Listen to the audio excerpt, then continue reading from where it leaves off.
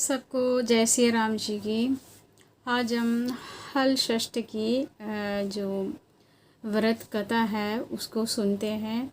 ये हल षष्ठी का त्योहार व्रत क्यों करते हैं ये पहले सुनते हैं। इस दिन भगवान शेषनाग जी का जो अवतार लिया था, जो बलराम जी का रूप में। तो भगवान श्री कृष्ण का होने से पहले, अवतार लेने से पहले ही बलराम जी अवतार ले चुके थे। तो पहले तो जो राम जी का समय, जो शेषनाग जी ने जो अवतार लिया था, राम जी का छोटा भाई लक्ष्मण बन के अवतार लिया था।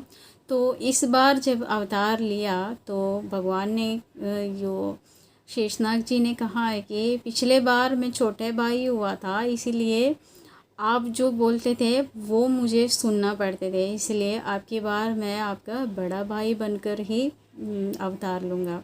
तो भगवान श्री कृष्ण, भगवान विष्णु कहते हैं कि चलो ठीक है, आप बड़े भाई बनकर ही अवतार लो। तो इस बार तो भगवान शेषनाग जो बड़े भाई बनकर बलराम जी के रूप में अवतार लिया था, तो उसी दिन को हल षष्ठी कहते हैं, हल छठ भी कहते हैं, क्योंकि षष्ठी माता का जो दिन है, षष्ठी माता देवसेना का जो उसी दिन है, वो बालकों का, जो बच्चों का, संतानों का संरक्षण माता ही करते हैं। इसलिए हम जो बच्चा होने के बाद छठी मनाते हैं, तो षष्ठी है, जो छठी जैसे बोल के उसको हम छठी बोलने शुरू हो गया। असली में तो षष्ठी है, षष्ठी माता कहते हैं, छठी माता नहीं, षष्ठी माता। तो आजकल वो बोल के उसका प्रोनाउंसिएशन अलग कर दिया। तो यहाँ हल भगवान जो बलराम जी का हाथ में, उनका आयु तो हल थे, इसलिए हल षष्ठी कहते हैं। तो ये 28 तारीख को आते हैं।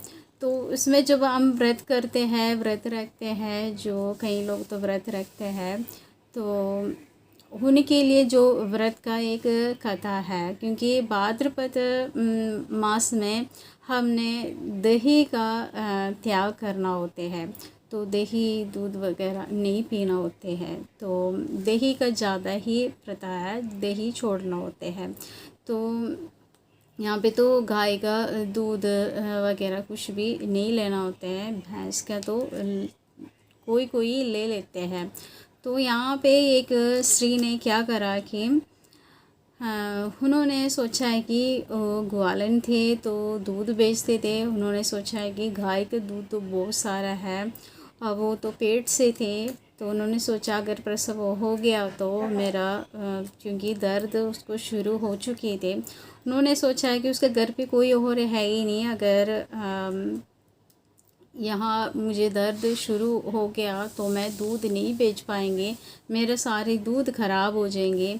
इसलिए उन्होंने सोचा है कि मैं आज ये सारे दूध पूरे गांव में बांट के आ जाएंगे। वो भी जल्द से जल्द वो घर से निकले। तो उसका पेट के दर्द की वजह से उसको आगे चलने में दिक्कत हो गई। तो षष्ठी थी आ ही गई। तो उसी दिन तो बिल्कुल भी कोई भी गाय का दूध नहीं लेते। तो उन्होंने सोचा है कि अगर मैं इस गाय का दूध बोल के देंगे तो कोई भी नहीं लेने का। तो उन्होंने भैंस का दूध बोल के घर घर में बांट के आए। तो बीच में उनको प्रसव पीड़ा शुरू हो गई। तो उन्होंने वहाँ एक खेत में ही अपना बच्चे को पैदा किया। तो उन्होंने सोचा है कि यहाँ लालच बुरी बला है, इसका ये कहानी है।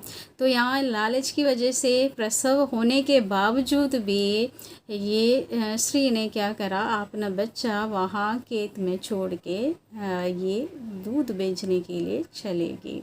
तो वहाँ गांव में जाके उसने झूठ बोलकर ये सारे दूध घर घर में पहुंचा के आगे वापस आते समय उन्होंने क्या देखा कि मरा हुआ पुत्र मिला खेत में उनका। तो वो देखे उनको अपना जो किया हुआ पाप को, जो झूठ बोलकर वो दूध बेच के आए थे, भैंस का दूध बोल के बेच के आए थे, उससे उनको अत्यधिक दुख हुआ। उन्होंने क्या किया, अब दूध का सेवन तो हर एक के घर में शायद किया ही नहीं होगा, तो दही भी वर्जित होते हैं। तो यहाँ पे गाय का दूध है तो इसको उसी महीने भाद्रपद महीने में नहीं लेना होते हैं। तो उन्होंने वापस जाके हर घर में कहा कि मैं तुमसे झूठ बोल के ये दूध दिया था, मेरे से गलती हो गया, इसी कारण मेरा बालक का मृत्यु भी हो गया, तो मुझे माफ़ करना। इस तरह कह के घर घर में जाके वो क्षमा मांगने लगे। उसके दिमाग में ये बैठ गया कि मेरा इस झूठ से ही मेरा बच्चा का मृत्यु हुआ, षष्ठी माता मेरे से क्रोध हुआ, इसलिए बालकों का देवता जो देवी है वो मेरे से क्रोधित हो गया, तो ब्रह्म हत्या का पाप मेरे सिर पे लगा दिया। ये सोच के उन्होंने घर घर जाके अपना पाप के लिए जो क्षमा मांगा। तो भगवान ये लालच का जो कहानी, लालच बुरी है, तो ये भी दिखाते हैं हमें। और दूसरी एक और बात हमें इस कहानी से सिखाते हैं कि हम जो भी पाप करते हैं, तो जो उन्होंने जानबूझकर किया है, फिर भी वो जाके जो माफ़ी मांगा, तो अनजाने में या जानबूझकर जो भी हम गलती करते हैं उसके लिए हम प्रायश्चित कर लिया होता तो हमारा पाप भी वहाँ नष्ट हो जाते हैं, ये भी सिखाते हैं।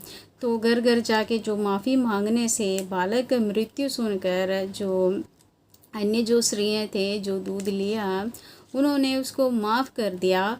तो यहाँ पे क्या हुआ, जो वापस आ गया रो रो के मृत शरीर के पास आ गया बच्चे का, तो ये आके क्या देखे कि बच्चा यहाँ पे खेत में जीवित अवस्था में देखे। तो उनको पता चल गया कि ये माता षष्ठी का ही कृपा है, तो मैंने जो सच बोला इसी कारण मेरा पुत्र का जो जीवित होना था यहाँ, तो वो माँ षष्ठी को अत्यधिक जो प्रसन्नता रूप से उनका स्तुति गान किया था उसी दिन। तो इसी दिन जो माँ षष्ठी का पूजन करने से, जो हल षष्ठी का जो व्रत रखने से और बलराम जी का और षष्ठी माता का पूजन करने से हमारा संतान का दीर्घ आयु होते हैं। ये 28 तारीख का है ये हल षष्ठी का व्रत वाला दिन। तो आप सब अपना संतान के लिए, संतान का दीर्घायु के लिए ये व्रत रखना चाहते तो रख सकता है। अन्न को त्याग देते हैं इस दिन, और शाम को अगर खाना तो एक समय आप भोजन कर सकते हैं।